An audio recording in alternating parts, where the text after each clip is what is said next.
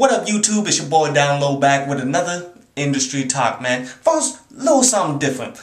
I'm sure we all seen the Mayweather Pacquiao fight, in which if you read my article that I dropped before the fight happened, I told you exactly what was going to happen. Mayweather was going to dominate and fucking win. Now, it's mainly because he ducked and dodged Pacquiao when he was in his prime type shit. Like, if he would have fought Pacquiao 5 years ago when he still had power in his hands and he wasn't getting knocked the fuck out, I think it would have been a much more difficult fight for him. But still, you cannot deny Floyd is the man, undefeated champion. You got to show him the fucking respect he deserves. But see, the thing I want to talk about here is if you go onto Twitter and notice all the people talking about this fight, you see all of the racism and the racist views of all of these people just coming the fuck out. And you know who these people are? These so-called minorities that they try to group us in with. Many Latins, Asians, people of those kind of descent, man, they all straight shitting on Floyd and having some straight up racial shit like calling people niggas and shit. So always notice when the government tries to put some shit together,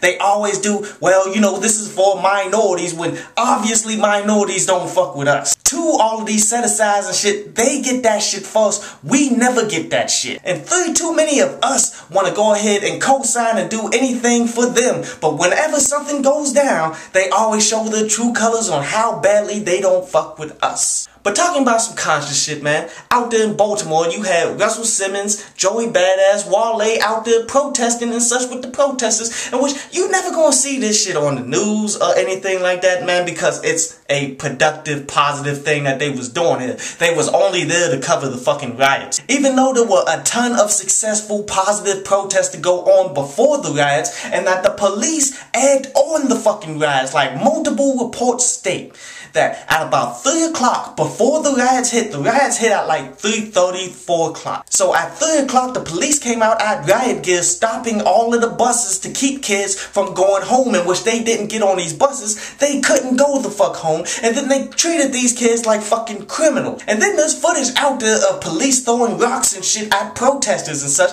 and then it was fucking on. I mean, nobody ever talks about how the peaceful protests turn violent because these motherfuckers do that shit. And lastly, I talked about this a little bit before, man. Turk, formerly of Cash Money's Hot Boys, man, he filed a $1.3 million lawsuit to these guys, in which that's not a lot of money to Cash Money. But what Cash Money has done so far, man, is they pretty much delayed it. They gave them like a month extension, and then they just straight up ignored it from there, man. And Turk is doing exactly what he needs to do, and he's taking that shit right back to the court like these guys have ignored the deadlines. And he got a great chance of the judge just rewarding him the money without them even showing up at court. But then, I'm sure they're going to ignore that shit, and the next step is going to be they're going to freeze Cash Money's accounts until they give them the fucking money. And this is how you got to do these delinquent ass motherfuckers that don't want to pay anybody shit that they fucking owe, man. But anyway, this was another industry talk. I hope you enjoyed the show. You can follow me at Twitter up there, and you can go to downloadpads.com, that's down there, to read today's article.